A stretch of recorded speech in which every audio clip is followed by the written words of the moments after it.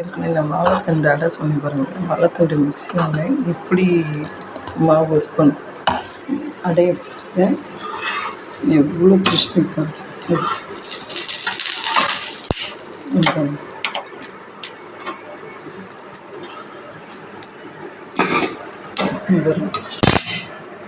எப்படி வரும், பேப்பர் மாதிரி வரும். நல்லா வரும். எவ்வளோ கிறிஸ்பி பாருங்கள்.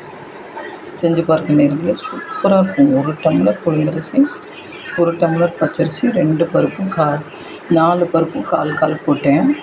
நல்லா ஊற வச்சேன். நல்லா தண்ணியாக கொஞ்சம் இவ்வளோ நீர்க்க அரைச்சின்ட்டேன். வாழைத்தண்டு நல்லா மிக்சியில் சின்ன ஜாரில் சுற்றி இந்த மாவோடு கலந்துவிட்டேன். சூப்பராக இருக்கும். நீங்கள் செஞ்சு பாருங்கள் நேரத்தில். இவ்வளோ நல்லது. எப்போ பார்த்தாலும் இது வெரைட்டியாக சாப்பிடணும். எப்போ பார்த்தாலும் அடையான்ட்டு ஓடுவாங்க. இப்படி அடையை கொடுத்து பாருங்கள். காய்கறியில் போட்டு செமையாக இருக்கும்.